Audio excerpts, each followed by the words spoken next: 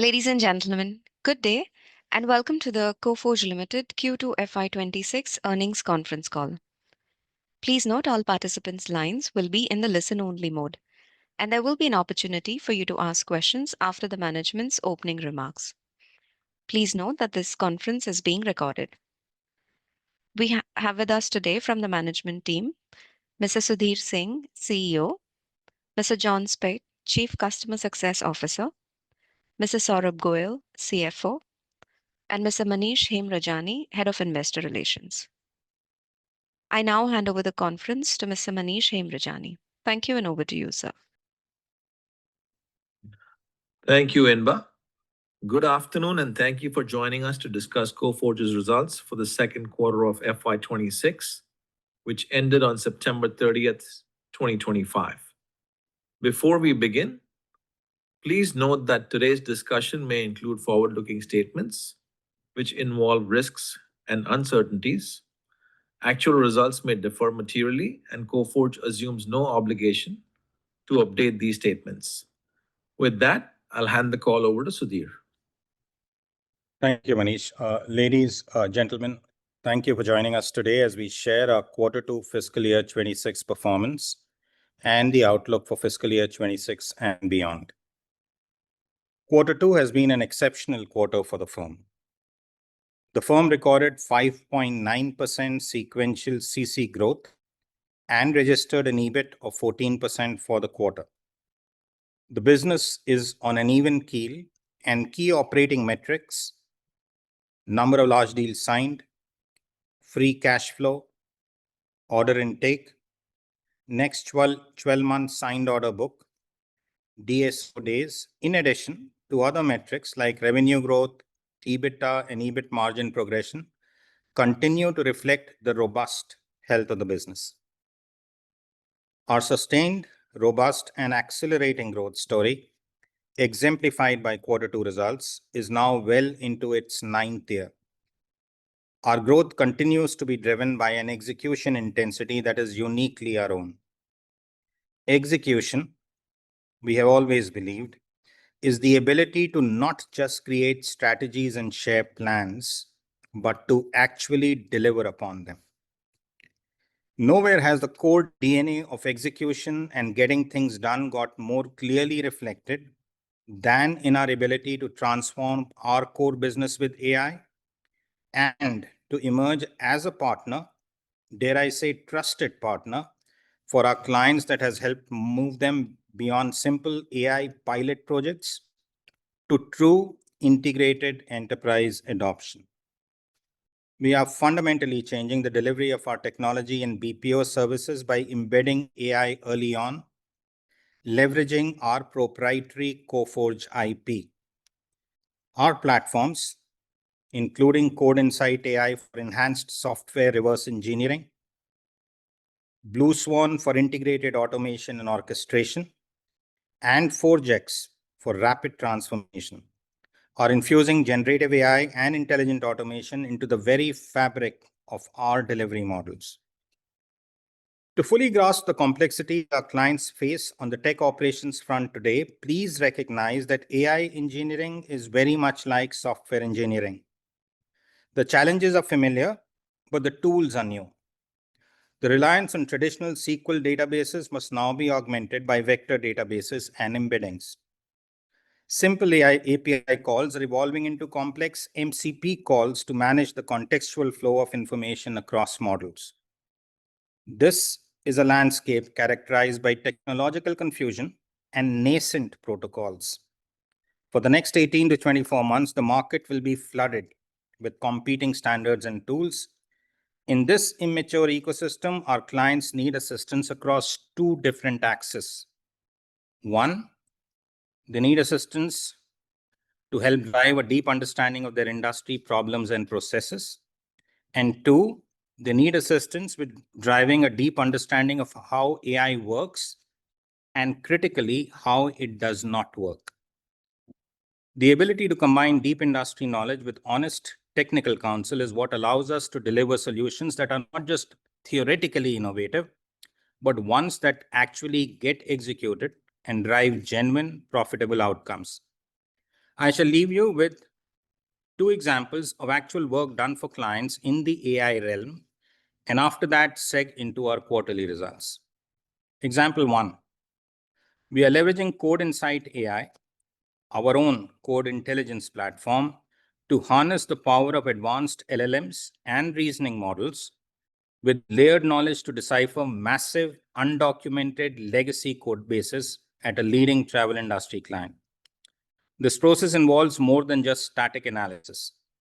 The platform, Code Insight AI, is designed to reverse engineer the original intent and complex flow of the code, automatically generating high-quality documentation that explicitly maps out system behaviors and extracts critical business rules. By creating this comprehensive, structured understanding of the client's core platforms, CodeInsight.ai fundamentally enables and de-risks the vital modernization effort. Example 2 is an example of using SLM to do forward engineering. For a mid-sized US bank seeking to modernize its fragmented IT landscape using AI and a low-code platform, we have developed a custom small language model to accelerate low-code application development on the OutSystems platform itself. With those two quick examples, I shall now seg into the quarterly performance and start with revenue analysis. I'm pleased to report the firm registered a sequential revenue growth of 5.9% in CC terms. In Indian rupee and US dollar terms, the sequential growth was 8.1% and 4.5% respectively. The growth during the quarter was led by the travel vertical, which grew 6.4% sequentially in dollar terms. Other verticals, which include healthcare, retail, high-tech, and manufacturing, grew 5.9%. The insurance vertical grew 1.8%, and the BFS vertical grew by 4% sequentially. Government outside India vertical grew 0.4% QOQ in dollar terms. Our top 5 clients and our top 10 clients grew 6.2% and 9.8% quarter on quarter respectively. They contributed 21% and 30.8% respectively to our overall quarter 2 revenue. Moving on to order intake. Quarter 2 was yet another strong quarter, both from an order intake and a large deals closure perspective. During the quarter, we signed 5 large deals. The velocity and median size of large deals signed by Coforge has been increasing over the years, and I shall reflect more on this in my concluding remarks. The total order intake during quarter 2 was $514 million. The executable order book, which reflects the total value of locked orders over the next 12 months, stands at a record $1.63 billion. This number, some of you might recall, was $1.3 billion a year back and is currently 26.7% higher than at the same time last year. Moving on to the people front. On the people front, our total headcount at the end of quarter 2 stood at 34,896. We saw a net people addition of 709 during the quarter. Utilization during the quarter stood at 82.3%. Last 12-month attrition for the quarter fell further and is now at 11.4%. We remain, as always, one of the lowest attrition firms across the industry. I shall now hand over the call to John Spate, President and Executive Director, Coforge, for providing insights into our operations and capability creation. Over to you, John. Thank you, Sudhir. I will now highlight the quarter's delivery and capability milestones. Coforge is advancing with an AI-driven service portfolio.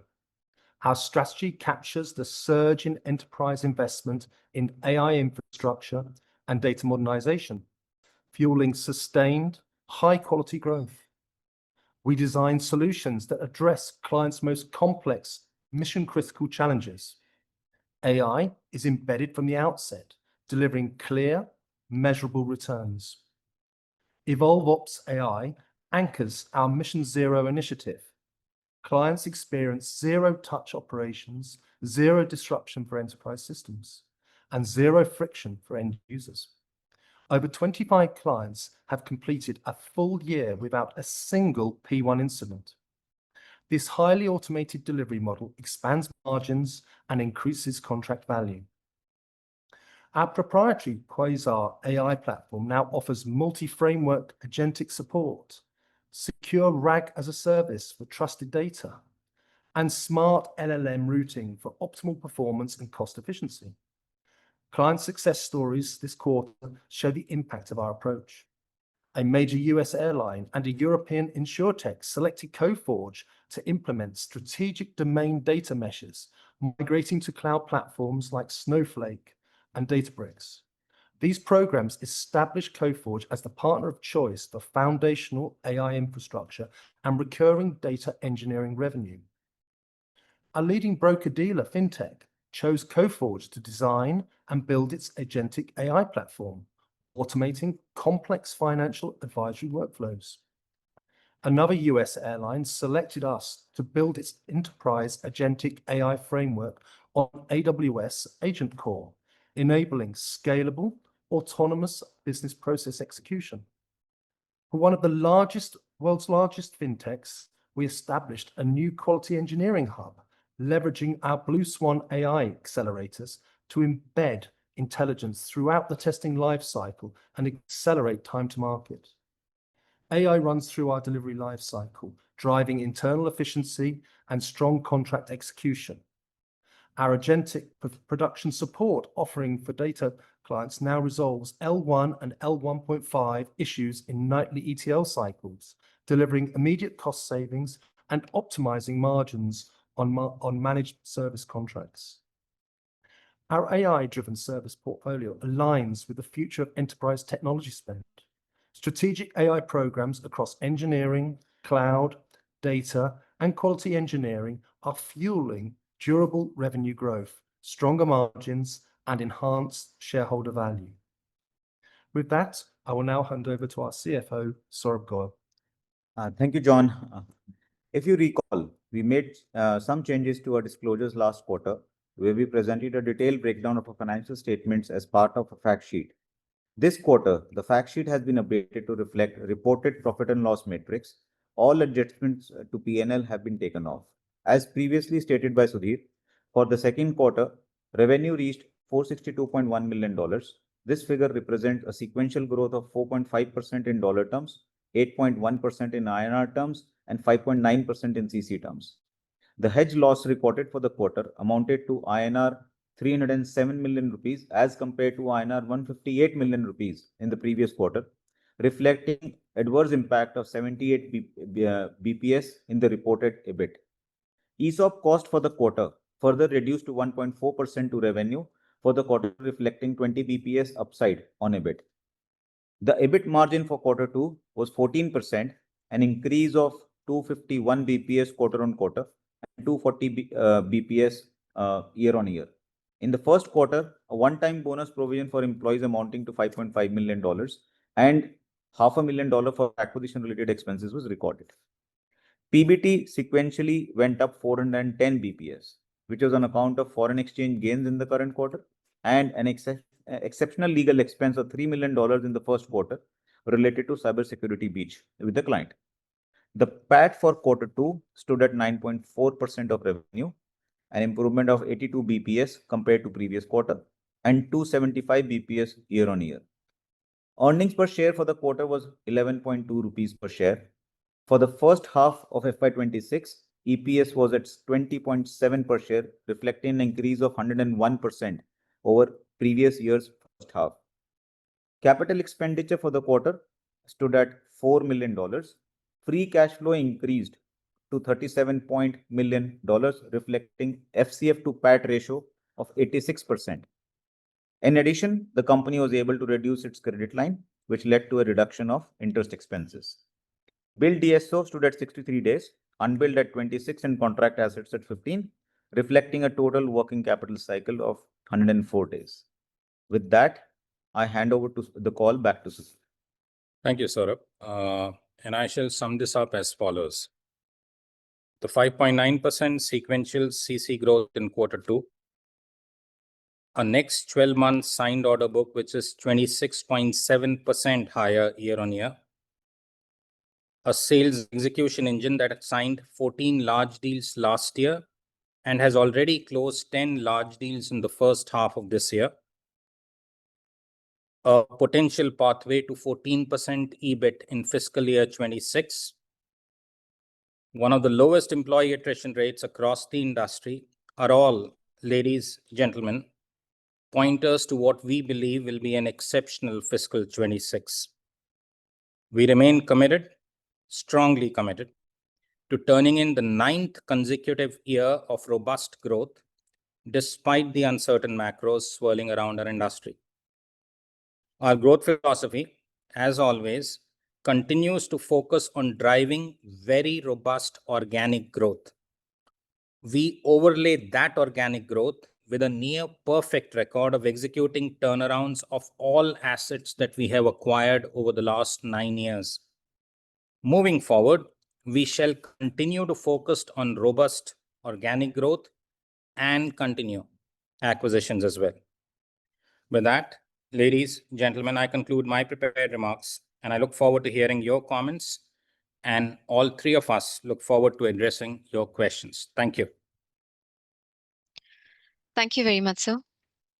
Ladies and gentlemen, we will now begin the question and answer session. Anyone who wishes to ask a question may click on raise hand icon from the participant tab on your screen. We request participants to please restrict to 2 questions and then return to the queue for more questions. To rejoin the queue, you may click raise hand icon again. We will wait for a few moments until the question queue assembles. We take the first question from Abhishek Pathak of Motilal Oswal. Please go ahead. Yeah, hi, am I audible? Yes, sir. Yeah, hi, team. Morning. Congrats on a great quarter. I think it's great to see, a great print across revenue margins and cash flow generation. Sudeep, my question is, from a 2 to 3 year perspective, how are you thinking about optimizing for all these 3 metrics going forward, right? Because A, growth remains paramount. B, in an uncertain macro where demand still remains kind of sporadic, do we expect pressure on margins for both us and the industry? Number two. And number three, on cash flow as well, when we are growing so fast, what is the steady state for these metrics for us going forward from here? And given a choice, how do you optimize across these three? That's the first question. And the second question is, a very interesting sort of data point around revenue per employee that you've shared. It seems to be going up, and to be honest, that looks like that looks like how the industry should move forward. Interested to know your views on how you're doing it so early ahead of the curve, and what will ensure this going forward as well. Thank you. Thank you for the comments and the questions, Abhishek. Let me take them in order. Revenue, our intent, as always, and as exemplified by our results over the last 9 years, continues to be that over the next 2 to 3 years and beyond, we will continue to turn in sustained and robust growth. That's the clear intent. It has not changed.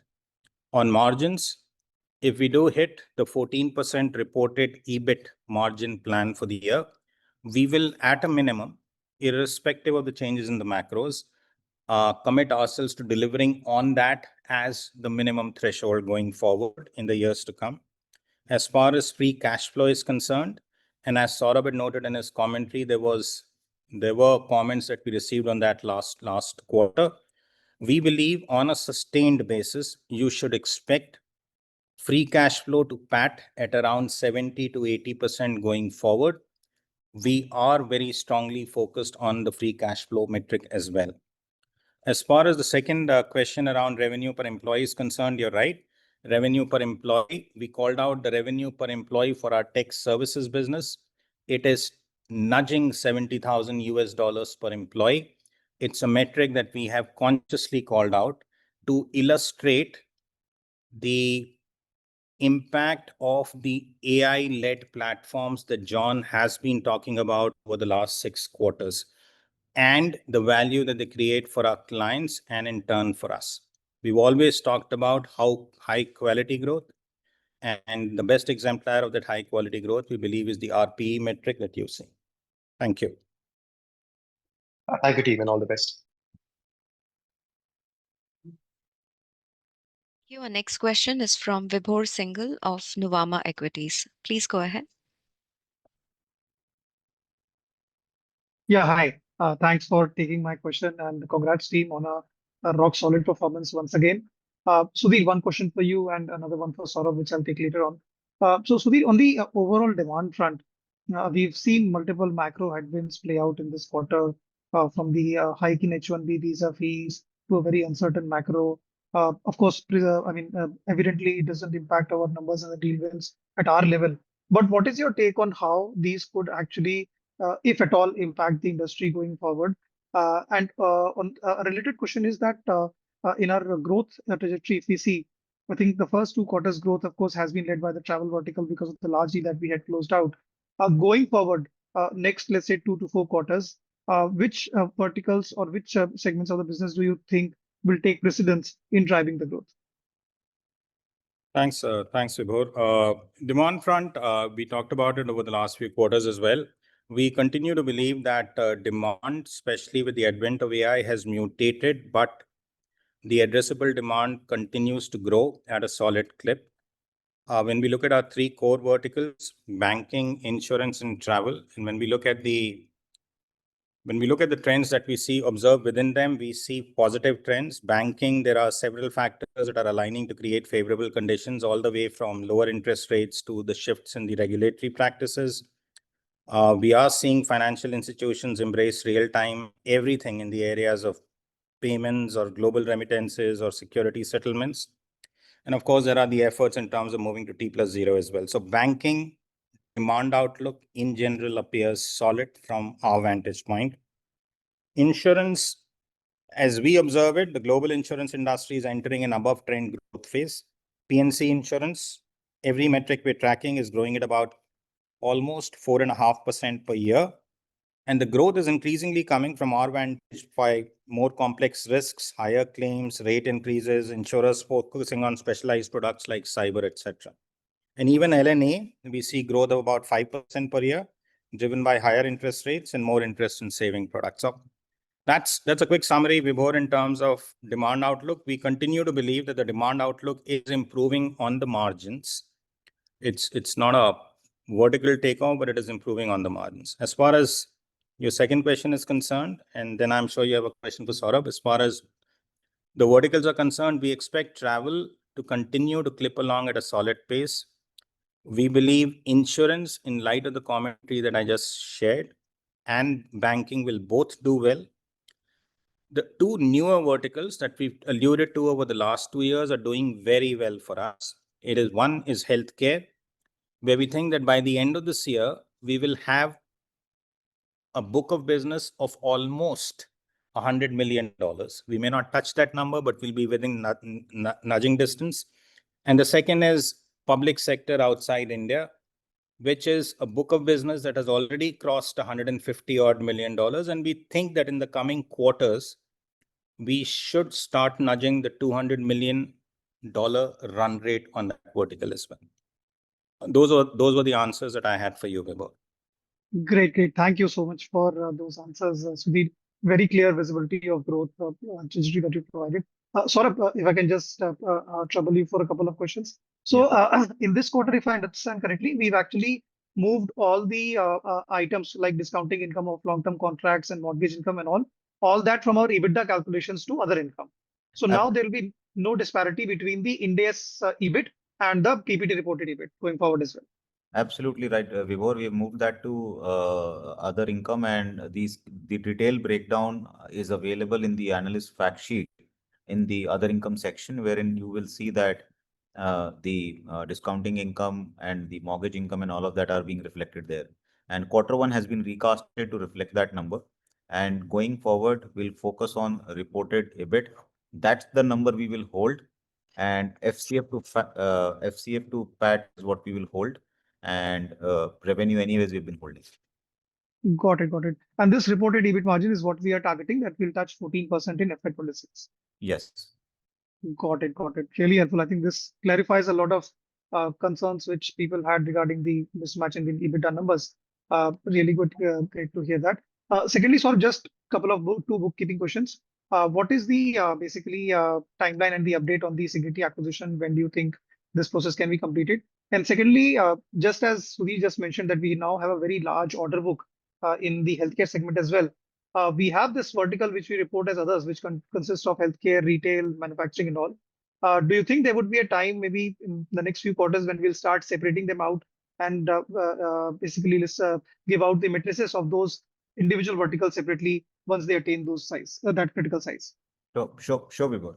So, question number one, the NCLT approval has been received, and Right. they asked us to convene a creditors and a shareholders meeting.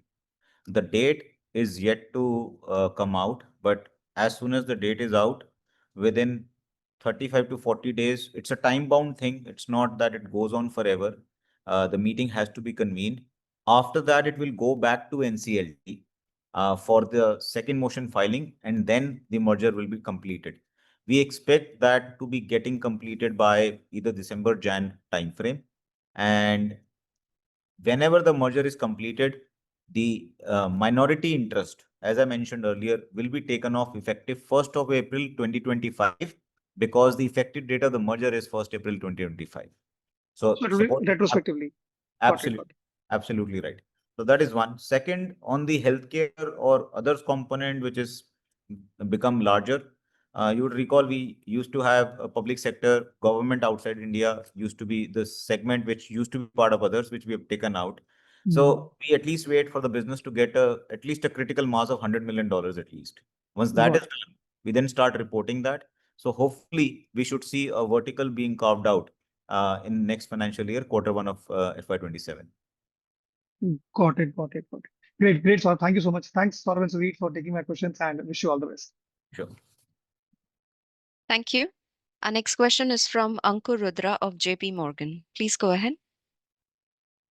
Hi, thank you for taking my call, and thanks. Good to see the margins and cash moving up. Hi, can you hear me now? Yeah. Hi, good evening. Thanks you for taking the question, and good to see the margins and cash moving up smartly this quarter. First question is on growth. 1H has been exceptionally strong, clearly helped by the travel contract. I recall you had highlighted before that second half could also be stronger. Given how the macro has evolved since then, how has your outlook evolved for the second half and generally?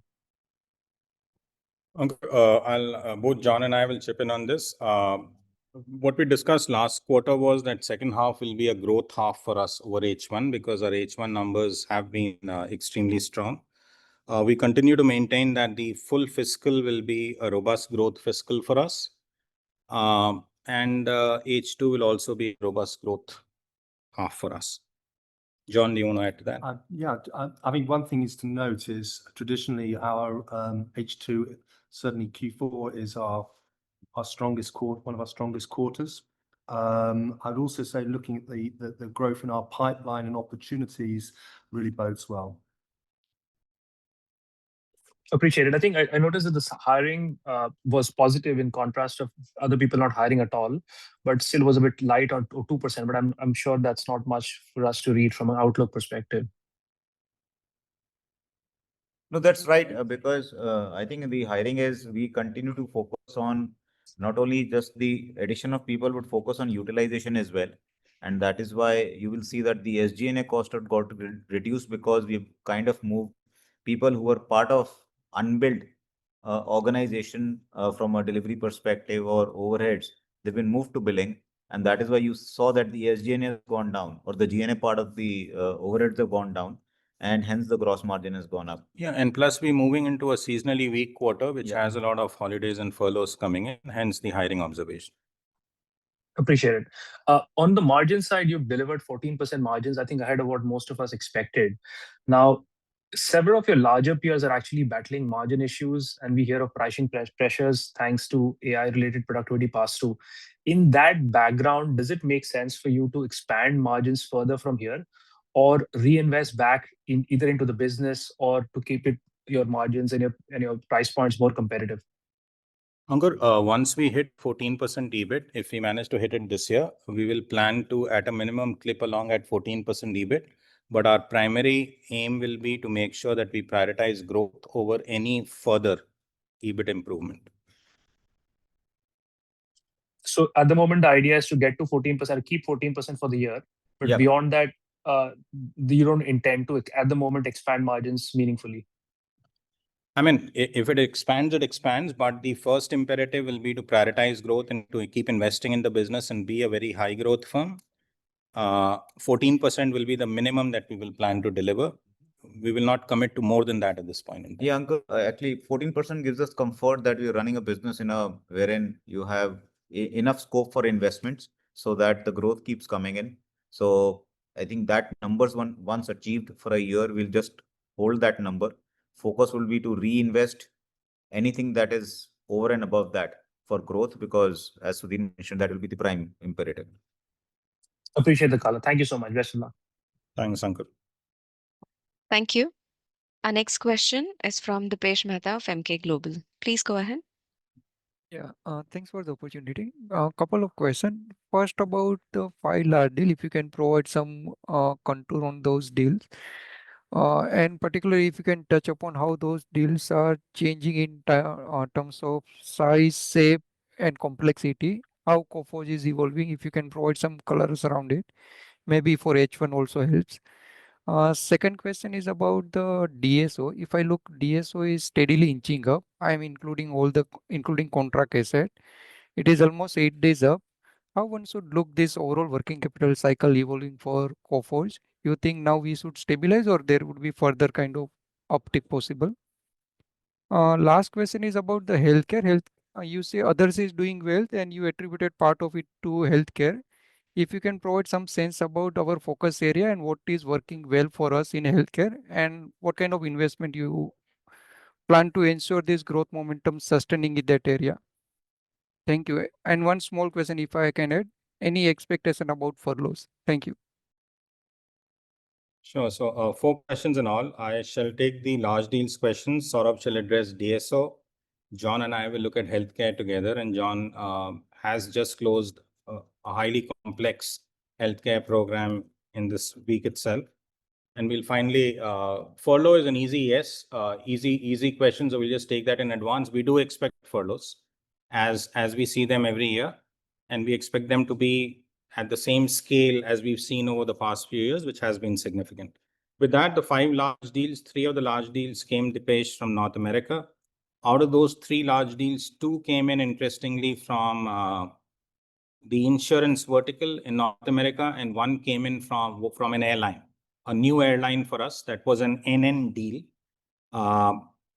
In insurance, out of the 2 large deals, 1 was a NN deal, a new client. So interestingly, out of the 3 large deals in North America, 2 were new clients opened with a large contract.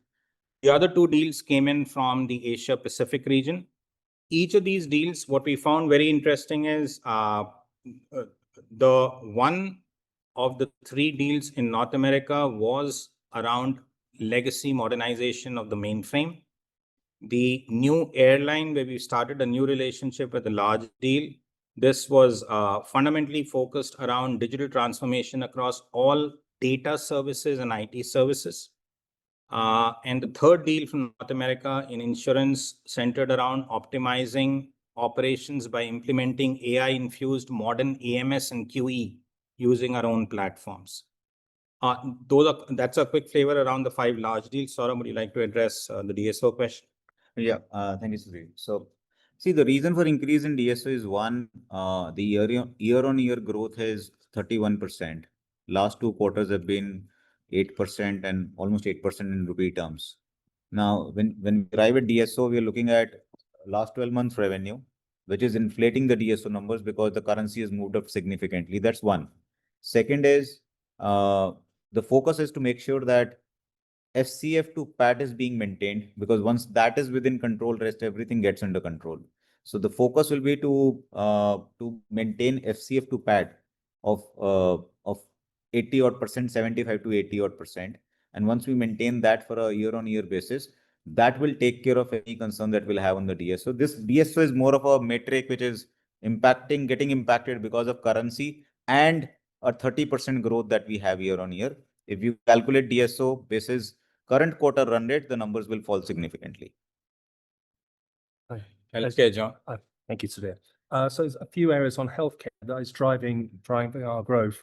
One of the areas is there's a huge focus on now how AI can actually be used to automate and improve patient care. So what we're seeing is a very large drive in improving the end-to-end platforms, the plumbing, the data collection, so therefore that they can create insights and provide that additional comfort to customers, to patients. So that's a big area for us there.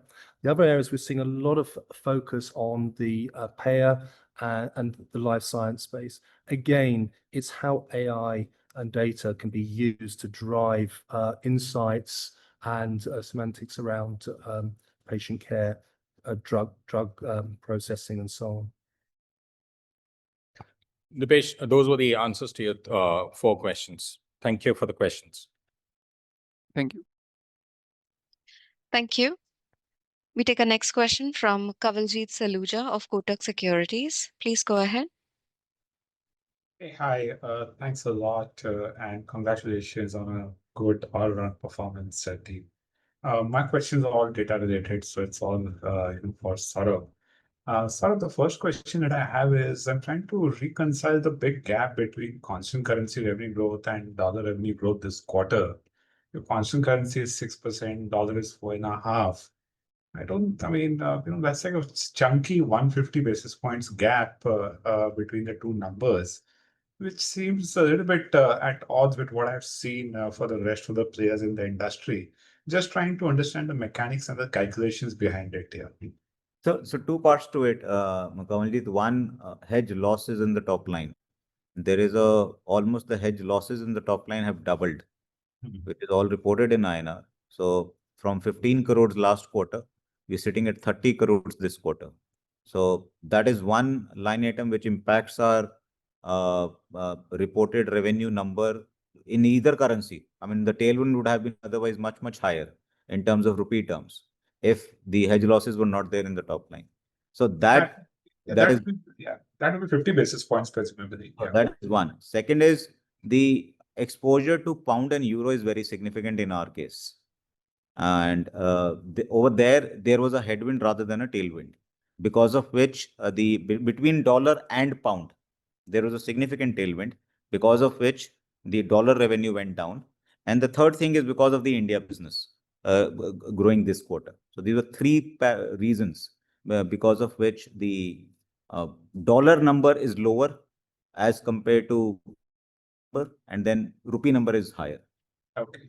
The second question, thanks for that, Saurabh. The second question that I had is around the headcount addition versus the revenue. I mean, see, your utilization rates have not changed quarter on quarter. Correct. Your headcount addition is fairly moderate, actually, and your revenue growth is 6%. So I'm just trying to understand the gap in the headcount addition versus the strong revenue growth with an unchanged utilization. Is there a big bump up in the subcontracting cost, or is non-linearity really at play over here? So I think 2 parts again. One, you look at revenue per headcount has gone up in the current quarter from $67,000 per annum to 69,000. So there is non-linearity which is getting played out. Number 2, the headcount addition that you're looking at between 2 quarters is a point in time view. But when we were ramping up last quarter, the headcount was added towards the end of the last quarter. There was no full quarter revenue that had come for those people. That is why you're seeing that the headcount increase is only 2%, wherein the FT increase at the same utilization is much larger than that. So that's second point to it. And subcon is not playing a impact here because it's already included in the overall headcount. So it's not because of the subcon that the headcount has reduced or has not grown that significantly. So that's the reason. Right. The final question is on the hedging philosophy. Now, normally, what I see with companies is that when they have an annual cycle, they want to lock in their currency rates at the beginning of the year. So they run a rolling 12-month hedge, and they also run balance sheet hedges here. Yeah, when I look at your hedging, right, I just get a little bit, what I would say, I'm unable to draw a pattern, behind the hedging because it's more than doubled on a YOY basis for USD on a sequential basis as well. It's gone up, and the hedge duration seems to be of a far shorter duration. So, what's the underlying mechanics and the philosophy behind the hedging gap? So one thing, Signity was added. Signity, until now, they were not hedging as a legal entity. They never used to hedge. So hedges for Signity have been taken. As far as our hedging policy is concerned, it is very straightforward. We hedge on rolling 4-quarter basis, which is 90% of the net exposure for the immediate quarter, followed by 80, 70, 60. So the bump up that you see in hedging is because a large business getting added, Signity and the other acquired businesses that we have taken over, and the policy remains same, which is 90, 80, 70, 60. And that's why you see that a lot is short term just because of new entity getting added and in the overall hedging policy. Fantastic. Thanks a lot for all the clarifications, Saurav, and congrats, team. Yeah. Thank you. We take a next question from Prateek Maheshwari of HSBC Securities. Please go ahead.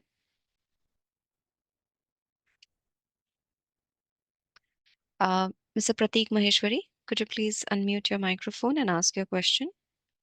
Hi, guys. Thank you for the opportunity. Very impressed with the all-round performance, especially with the margin improvement and the improvement in the FCF generation quarter-on-quarter basis. Just thank you for the comments on FCF generation. Just wanted to understand how, I think you guys said about how you guys plan for the first half, second half of this year, and then how do you plan for the FCF generation to improve then the next year as well? And the other question I had was on your growth. I think probably you also discussed a 5 billion plan, 5 year out. I just wanted to understand that how do you guys see that with your present verticals, and if you would need to add any verticals for that kind of growth? Thank you for the questions, Prateek. John and I will take them together. We haven't given any timeline for hitting $5 billion. All we maintained and we continue to maintain is that we will deliver sustained, robust, and profitable growth. The intent, of course, is to grow at the fastest possible clip. John, do you want to add anything to that? I think the only thing I'd add is, and you alluded to it on your commentary earlier on, which is the placement of Coforge with its execution mentality, along with its engineering prowess, and how we see this aligned with AI, will really drive our business, the value we deliver to our customers exponentially over the coming years. Prateek, that's how we would answer the questions. Is there anything else we can answer for you? No, thank you so much, Sudhir. Thank you, Prateek. Thank you. Our next question is from Sumit Jain from CLSA. Please go ahead. Yeah, hi. Thanks for the opportunity. So question for you, Sudhir. I mean, you said that you are seeing demand improving on the margins. So can you just highlight, is it for Coforge or for the overall industry? That's one. And secondly, do you believe AI is actually a headwind or a tailwind for the IT services industry? And one question for Saurabh in terms of ETR. I mean, we can see the tax rate is pretty volatile quarter to quarter. So what are you expecting for the full year this year and probably next year as well? Saurabh, would you like to lead? Yeah. So, Sumit, ETR on a sustained basis is roughly 23.5% or 23.5 to 24% is what a sustained ETR is, what we would maintain. Last quarter, there were certain transactions, Advantage Go related certain things that happened, because of which when we carved that out, so there were certain tax benefits we got because of that. And that's why the ETR was at 17%. But on an ongoing basis, without any one-off benefit coming in, we would believe that 23.5, 24% is a number one should bake in the model. Coming back to your earlier question around the demand, as I shared, demand is, from our vantage, clearly increasing on the margins. and we play in the same sandbox that the other players do. So we believe that for folks who have the right set of offerings, demand should be increasing on the margins for them as well. We believe that AI is a clear tailwind for firms that understand the domain and also have an appreciation for how to apply the relevant AI specific technology. There can be no better example of this than the fact that the velocity of our large deals, despite the macros, continues to increase very, very appreciably. As I had noted earlier, at the end of the first 2 quarters, the first half of this year, we've already logged in 10 large deals. If you were to contrast that, we had a number of only 14 for all of last year. So that's how I would represent the response to both questions. John, would you like to add to that? Yeah. I would like to corroborate with what Sudhir said about being a tailwind.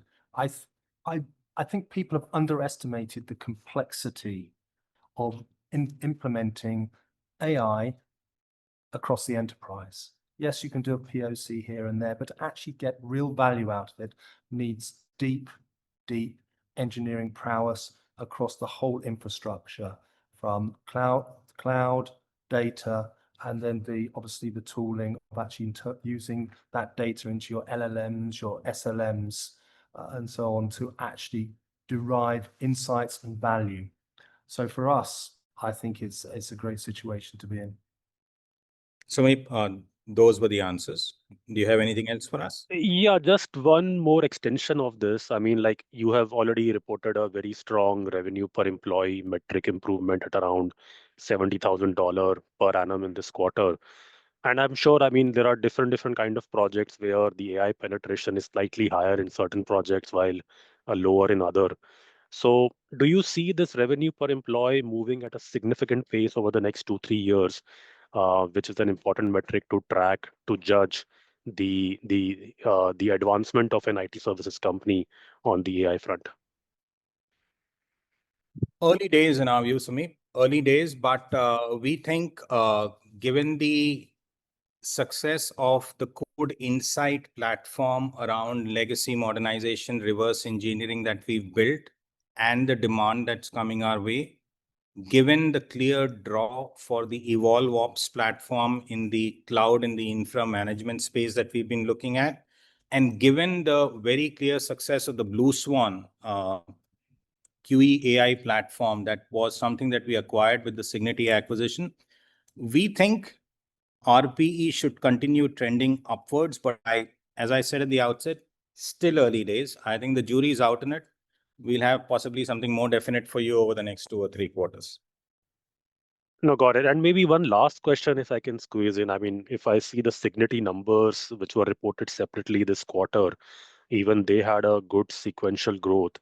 So can you maybe briefly highlight, like, how long do you see that cross-selling, upselling opportunity in the Signity being still applicable for you? And is the growth ambitions in healthcare retail vertical primarily on the back of that in the next 1 year? So as we reflect back as a team, Sami, we think that one of the best things and one of the best decisions that we ever made as a team over the last 9 years was the Signity acquisition. You will recall that we got a lot of flack for that acquisition going into that acquisition. But as we look back, as we look at the current pipeline, the largest deal that we are pursuing today as we speak is a deal with a client that came into our client portfolio from Signity. 2 out of the top 3 clients of Signity that we acquired over the last 5 quarters, we've already signed large deals within that portfolio. And not only did we get an outstanding set of leaders, I do want to point this out. This is an acquisition isn't just about getting the clients in. Today, if you look at our chief marketing officer, he's come in from Signity. Today, if you look at our data automation leader, he came in from Signity.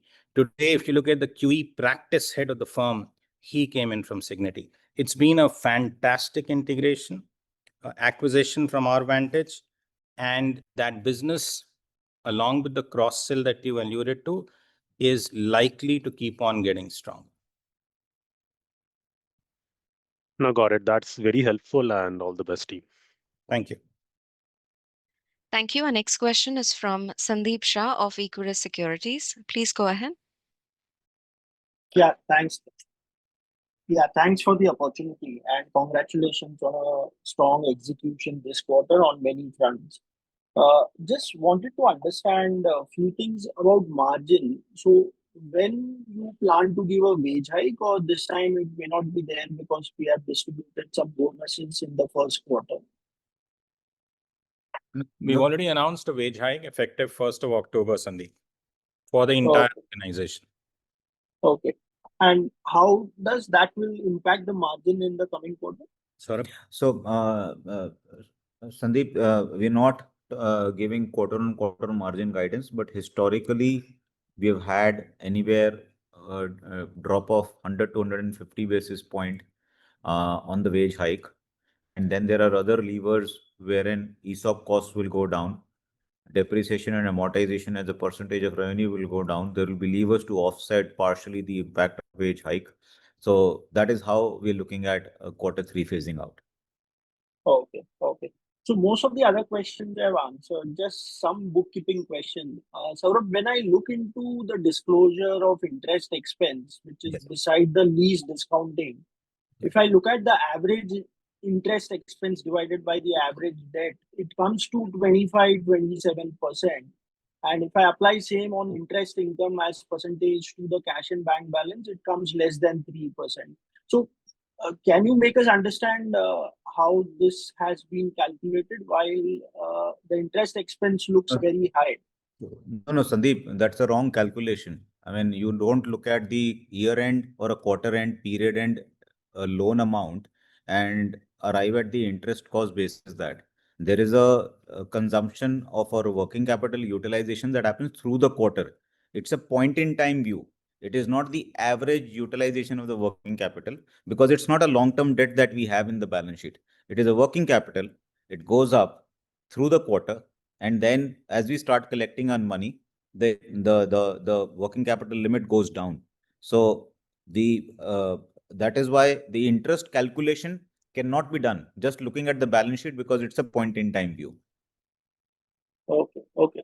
And Saurabh, just to get more understanding, what is this nature of discounting income on long-term customer contracts and income from mortgage business? You might have explained in the earlier calls, but just Yeah. quickly, if you can make us understand. So discounting income is basically a long-term contract wherein you're recognizing part of the revenue now, and you're supposed to bill say $100 to a customer 1 year down the line, or you're going to collect $100 from a customer 1 year down the line. So today, when you recognize revenue, you recognize 90, and balance 10 rupees accretion happens in other income. Okay. Whereas 100 will go and sit as your unbilled revenue. So your unbilled revenue will show 100. Your unbilled on the balance sheet side. Revenue will be 90, 10 will be other income. Okay, okay. And just explanation on income from mortgage business. Same thing, same transaction. Okay, it's for the long-term contract. Yes. Okay, okay. Thanks and all the best. Yeah, thanks. Thank you. We take a next question from Sulabh Govila of Morgan Stanley. Please go ahead. Yeah, hi. Am I audible? Yeah, Sulabh. Yeah, thanks for taking my question and congrats on a good quarter. I just had one question related to the deal wins and the executable order book. So in the last 2-3 quarters, while we've had a run rate of 500 million odd on the deal wins front, excluding the large deal from Sabre that we won, the increase in the executable order book this quarter has been quite sharp relative to past few quarters. So just trying to understand what has led to that. Is it more of a quarterly phenomenon, or would you say that you've seen tenure of deals going down this particular quarter? No, so Sulabh, so see, it is a function of the deals that are getting signed outside of the large deals also. Plus the deals which have been signed in the previous quarter, when they start ramping up, the next 12-month revenues have started picking up. So it is a function of the deals which were signed in the previous quarter and the current quarter and the ramp up getting stabilized because of which you're seeing the pickup in the total 12-month executable order book. It's not just the impact of the deal signed in the current quarter. Okay, so there's no change in the tenure of the deal wins. There's no change in the tenure of the deal. It's not that we started moving to shorter term deals or anything of that sort. It's just that deals which were signed in the previous quarter and sit over the fag end of the previous quarter, they started ramping up in the current quarter, but not fully ramped up. So when you sit in the current quarter without any increase in order intake, the 12-month revenue has gone up. Understood. Thanks for taking my question. Yeah, thanks. Thank you.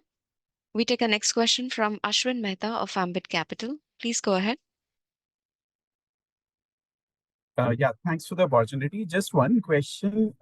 So any sense on the contribution from Sabre this quarter? Are we at steady state here or a further ramp up is expected in 3Q? And did we take over any people in this deal in this quarter, or most of it was done in 1Q itself? Ashwin, we're at steady state. We don't expect any further ramp up from Sabre, and there is the rebadging exercise is completely over. Okay, thanks, Sudhir. And just one more question in terms of margins. So given that we have a margin impact of wages in the next quarter, which you'll try to counter through the other measures, what we seem to be then indicating is that there'll be a pretty smart improvement in margins in the fourth quarter for us to be at the 14% levels. Would that be the right understanding? That's the intent. That's the intent. That's what we are attempting to do, Ashwin. Sure. Thanks, Sudhir, and all the best. Thank you. Our next question is from Ravi Menon of Macquarie. Please go ahead. Hi, thank you for the opportunity. Hi, thanks for the opportunity and congrats on a pretty good quarter. Good to see this broad-based growth and really good to see EPS growth as well. EMEA seems a little soft, especially the order intake also. Wanted your sense on that. And the rest of the world seems really good. So want to know which geographies or which countries specifically within the rest of the world portfolio is doing well, or which verticals are doing well. Sure. So John's going to answer the question around EMEA and the demand outlook for EMEA that we see. I can tell you that from our vantage, Australia, New Zealand, Asia Pacific, Middle East have not just done well, they continue to trend in a very positive direction, and we feel extremely bullish about those geos and the teams that we have put together. John, your view on EMEA? I mean, what we're seeing in EMEA is over the last couple of quarters, there's been delays and slowdowns in new opportunities and sign off of deals, but we're seeing that actually recovering, and we are expecting significant upside over the next 2 quarters as deals come to be they're having to be closed. So we see a positive uptick both across insurance. We see a lot of pent-up demand, and also public sector with decisions from the government actually starting to flow through. Great, thanks for that. Sort of just a question about the unbilled revenue increase. Should we link this to the Sabre deal? And is this why you seem to be confident that free cash flow to PAT will be in a good 70 to 80% range over the longer term? When should we start seeing this come down?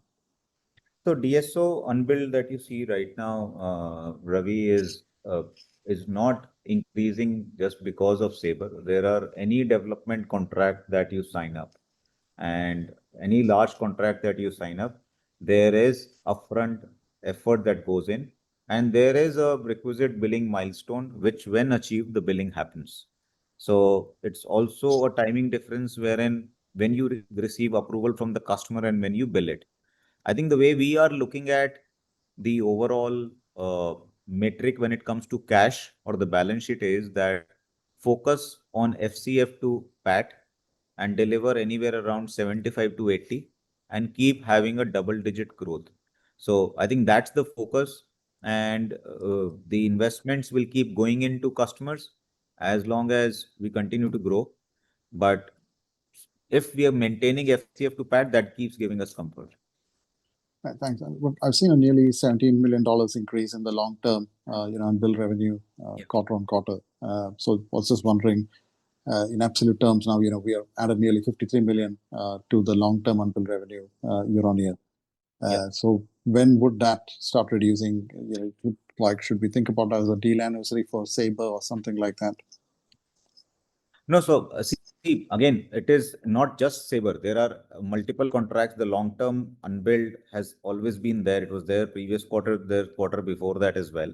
So it's not just because of Sabre, there is increase in liability as well. So this number, as long as the overall number, as I said again, the overall number FCF to PAT is maintained between 75 to 80, we'll be comfortable, because if that happens, something or the other is being taken care of. We would want to make sure that FCF to PAT is getting converted at 75 to 80%, and that's about it. Right. Thanks so much. And one last thing, just a clarification. I saw that John's actually been added to the board. John, congrats on that. I saw that Gautam seems to have resigned. So is he no longer on the board? No, we shared that earlier as well, and there was an intimation sent to the stock exchange. Gautam is no longer with us, and we had shared that immediately after the last board meeting. Okay. Thanks so much. Best luck. Thank you. We take that as the last question for today. I now hand over the floor back to the management team for closing comments. Thank you, Inba. And ladies, gentlemen, thank you very, very much for your time and for your interest. We've said this over the last 9 years. We really value these conversations, interactions, and we take away very rich learnings from them. We look forward to staying in touch, and we look forward to speaking with you again at the end of the next quarter. Thank you. Have a great day. Thank you, members of the management. Ladies and gentlemen, on behalf of Coforge Limited, that concludes today's conference. Thank you for joining us. You may now click on the leave icon to exit the meeting. Thank you for your participation.